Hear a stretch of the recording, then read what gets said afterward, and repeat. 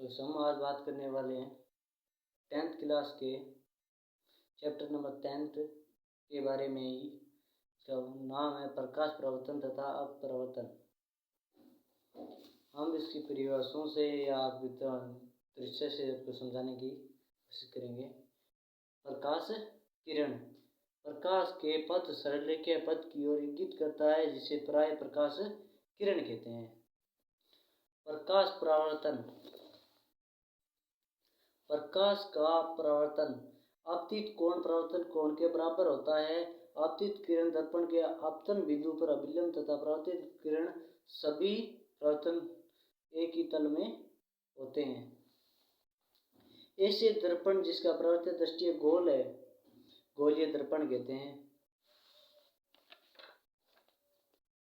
अब गोलीय दर्पण, अवतल दर्पण। गोलीय दर्पण जिसका परावर्तित दृष्टि अंदर की ओर अर्थात गोले की केंद्र की ओर वक्रित है, उसे अवतल दर्पण कहते हैं। अब आते उत्तल दर्पण किसे कहते हैं। वह गोलीय दर्पण जिसका परावर्तित दृष्टि बाहर की ओर वर्तित है, उत्तल दर्पण कहते हैं। उनके ध्रुव के बारे में। गोलीय दर्पण के परावर्तक दृष्टि के केंद्र को दर्पण का ध्रुव कहते हैं। गोलीय दर्पण के परावर्तक दृष्टि के केंद्र को दर्पण का ध्रुव कहते हैं।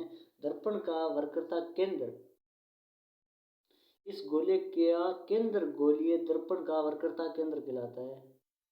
अब उनके वक्रता त्रिज्या, गोलीय दर्पण का परावर्तक दृष्टि जिस गोले का भाग है उसकी त्रिज्या दर्पण की वक्रता त्रिज्या कहलाती है। मुख्य एक्स, गोलीय दर्पण के ध्रुव तथा वक्रता त्रिज्या से गुजरने वाली एक सीधी रेखा कल्पना कीजिए कि इस रेखा को दर्पण का मुख्य एक्स कहते हैं। मुख्य फोकस, ये बिंदु अवतल दर्पणों का मुख्य फोकस कहलाते हैं। वह सभी दर्पण मुख्य एक्स के बिंदु पर मिली या प्रतिच्छेद है, ये बिंदु अवतल दर्पण का मुख्य फोकस कहलाता है। अवतल दर्पण का मुख्य फोकस कहलाता है। परावर्तित दृश्य किरण के मुख्य एक्स पर एक बिंदु आती हुई प्रतीत होती है, ये बिंदु अवतल दर्पण का मुख्य फोकस कहलाती है। अब होते हैं फोकस दूरी। गोलीय दर्पण के ध्रुव तथा मुख्य फोकस के बीच की दूरी फोकस दूरी कहलाती है।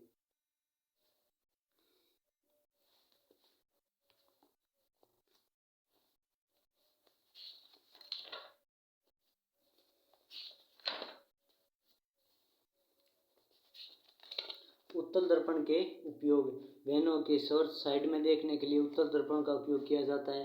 वेनों के इधर उधर आगे पीछे देखने के लिए जो शीशों का उपयोग करते हैं उन्हें उत्तल दर्पण कहते हैं। दर्पण के सूत्र। दर्पण का सूत्र है 1/u + 1/u = 1/f।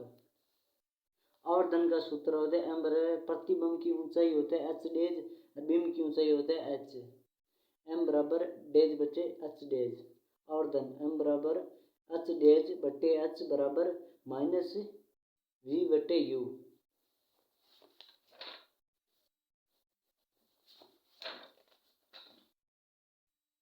प्रकाश परावर्तन।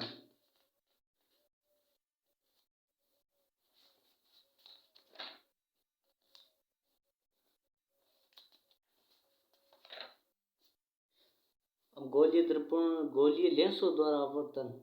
लेंस किसे कहते हैं। दो दृष्टों से घिरा हुआ पारदर्शी माध्य जिसका एक या दो दृष्टों से गोलीय है, उस लेंस कहते हैं। दिव्य उत्तल लेंस किसे कहते हैं। किसी लेंस के में बाहर की ओर उभरे दो गोलीय दृष्ट होते हैं, उसे लेंस की ध्रुव लेंस कहते हैं। अभिसारी लेंस। इसलिए उत्तल लेंस प्रकरणों को अनुसरित अभिसारित करता है, इसे उत्तल लेंसों का अभिसारित लेंस कहते हैं। ऐसे लेंस जो प्रकाश के किरणों को अनुसार अपसरित करते हैं, उसे लेंसों को अपसारी लेंस भी कहते हैं। अब पतले लेंस के लेते हैं। केवल किन्हीं लेंसों को सीमित रखना जो उनकी वक्रता त्रिज्या से बहुत छोटे होते हैं और दोनों वक्रता वक्रता प्रकाश के केंद्र से सामान्य दूरी पर होते हैं। ऐसे लेंसों को छोटे द्वार के पतले लेंस कहलाते हैं। अब फोकस दूरी, किसी लेंस के मुख्य फोकस की पराकर्षित केंद्र से दूरी फोकस दूरी कहलाती है।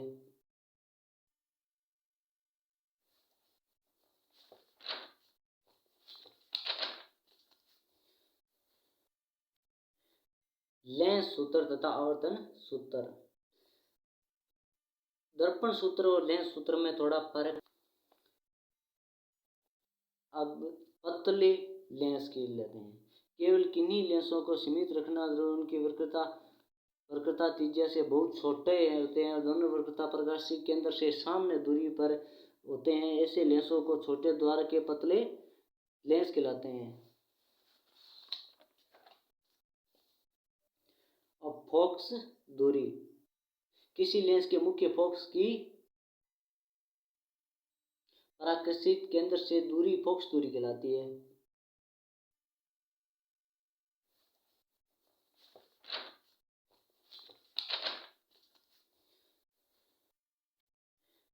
लेंस सूत्र तथा आवर्तन सूत्र।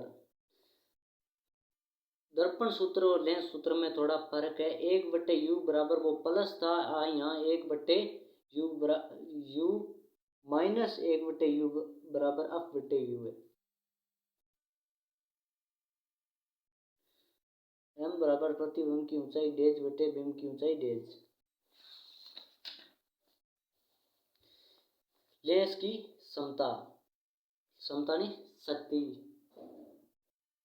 किसी लेंस द्वारा प्रकाश किरणों को अभिसरण या अपसरण करने की मात्रा को उसकी क्षमता के रूप में व्यक्त किया जाता है। इसका सूत्र है P बराबर 1/f।